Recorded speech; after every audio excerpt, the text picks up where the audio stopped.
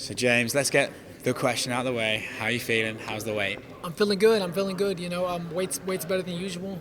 I mean, it's never easy, but it's better than usual. I followed the program way better this time, and George Lockhart is my nutritionist, the best in the world. I followed the program better, it's not going to be easy, but it's way easier than than usual.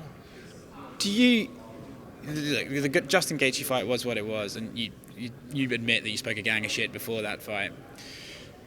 Is that a humbling experience? What's that like to take that loss on such a spotlight? Just try and explain to me like what it feels like going home the day after. I mean, it was depressing. It was depressing, obviously, losing. It was more about the opportunity I blew, about how long it took me to get that chance. And then I finally get it and I blew it. I wouldn't change anything. I mean, I don't understand, I get why people were, because I talked a lot of shit. So, of course, I expect a lot of backlash back, but I'm always humble. I mean, you know what I'm saying? I talked that shit to get the fight, and I wouldn't have changed that. To this day, I wouldn't go back and change the shit I talked, because without talking that, I would have never got the fight to begin with. And then when we were at the press conference, he initiated the shit talk, and I just was better at it. So that's why, we got all the attention for trash talking and the Homer Simpson stuff and the jokes and all that, because, I felt like I did a better job shit talking, But, I mean, if I win that fight the way he wins that fight, I'm an overnight superstar, because of that. So I wouldn't change anything. I took my shot and I blew it. I dropped the ball. But, I mean, at the end of the day, closed mouths don't get fed, and I would have never got that fight if I wouldn't have did all that. Don't you think there's almost like a silver... Just like you're interviewing me now. Thanks very much. It's almost like a silver lining though, right? Because even though you talk shit and you lost, I still feel like you're more well-known even in defeat than you were even leading up to that fight. So it's almost like it still works out for you in a way, right? You're getting this fight with Felder, co-main. For sure. For sure. I mean, anytime you get a main event spot, whether you win or lose it, you're going to be more well-known. And the shit talk did make me... Before, all the way up until that fight, I was a fucking hero for talking all that shit. People loved it, and they thought it was funny. Everyone was making videos of it. They thought it was funny, and then when I lose, they start making videos of me. So I expect that. I'm not gonna get mad at some hater, doing that. What do you expect? When you talk all that shit. But like I said, I wouldn't change it. I mean, I would go. If I went back and I'd do the exact same thing, because that's what I had to do to get the fight. That's what I did to promote the fight, and I spoke from the heart. So it didn't turn out right for me fight-wise, but, I mean, what can you do? Moving back to this fight with Felder, I feel like you guys are pretty cordial, but there seems to be some sort of I think there's a level of you guys are both great fighters, and there's something there. When I watch you face off, it feels like there's a bit of tension. Do you feel that, or am I just completely way off? I mean, I don't know tension. I think he understands how serious this is for him and how serious it is for me. This is a huge fight. This is whoever loses this fight, it's gonna suck. It's gonna suck bad, because, I'm ranked number 10 in the world. He's ranked like 14 or 15.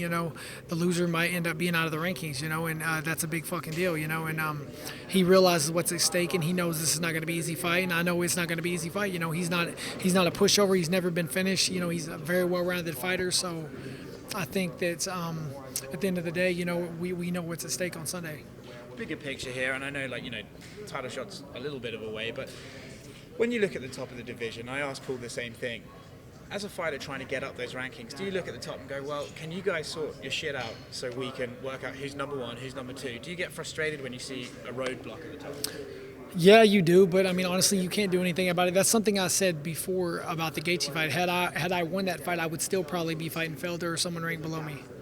You know what I'm saying? There's like right now, I win this fight Sunday. Who above me am I going to get the fight? You know what I'm saying? The way the division is. I understand. Where these people are coming from. I mean, Tony Ferguson won 13 fights in a row. Can't even get a damn title fight. It is ridiculous. It sucks. All the you got McGregor talking about fighting Cowboy, which understandable. Cowboy deserves that. He deserves that fight. McGregor's the biggest name, so he's going to make the rules, and Cowboy deserves that fight. He's has the most fights in UFC history. Most wins. You got Nate Diaz not going to fight nobody. You got Poirier trying to hold out. He might get Ferguson. He might get Nate Diaz or whatever. I mean, I get it. I mean, I'm not going to be the dude who sets out, though.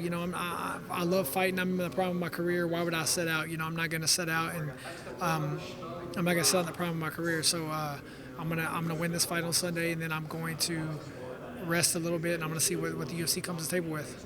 With Felder, I think he's with the way he worked out the open works, he's he's going to pressure you. He's going to try and get inside. And he's trying to work the body and maybe go for the head. Knowing that, what's your counter strategy? I mean, he's good, but his pressure I've never seen. I mean, it's not like I've never seen it before. Everybody's got to get on. Everybody's got to get on side of me. They're going to try to get inside of me. I think that I'm as good or better on the inside as he is. My clinch and my knees and my elbows are better than his. So we can gladly go in the clinch if that's what he wants to do. And then. He may catch a knee coming in. He may catch an uppercut. He may catch a straight right hand. My movements, my boxing's way better than his. But of course, he's going to try to pin me against the fence, throw elbows, knees, looping shots. That's everybody's game plan against me. It's not like anything I've never prepared for. When you think of victory, is it something like is it redemption or is it just another victory? You're coming off the loss, do you feel like, I can't wait to prove all those people who started talking shit about me that no, I'm legit and I deserve to be here? Does that even come to your brain? No, fuck them, man. I don't give a fuck about them dudes. I mean, how the fuck do you win 9 fights in a row? 9 fights in the UFC and people don't think you're legit. I don't even give a fuck what they think, to be honest with you. You know what I'm saying? It'll be a good redemption in the fact that I have a son now. I have a son and I want him to be able to see, just because you get knocked down in life, you got to get up. You can't sit there and I'm not gonna, like, what type of man would I be to my son if I just took a loss and then gave up and just didn't even try to fight or quit fighting or whatever. It's, you got to show him you got to get up and ride the horse again. So in that aspect is redemption, but besides that, it's just another fight for me. Yeah, before we wrap up, let's talk about that, because you hear fighters, they know a baby's on the way and they sort of think, well, how's this going to affect my career? No, your son's here. How has it changed you? You talk about Cerrone, says it's changed him as a fighter. Does it change you? They always say, you when you get a kid, it'll change your life, and you never think that till you have one.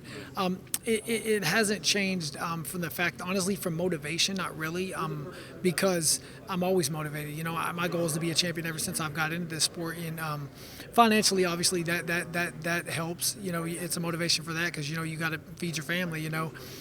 But the main thing is, I want to be my son's hero. I want my son to look up to me. I want him to look up to me, so I want to make good decisions. I want to show him the warrior spirit. I want to show him, the heart of his dad, and I want him to look up to me and grow, want to grow up just like me, and be a warrior. Even if he doesn't fight, I want him to have a strong mind in life. So that's the motivation. I just want to be my son's hero, and I want him to look up to me. So I want to make sure and do what I have to do to build that character that he'll look up to.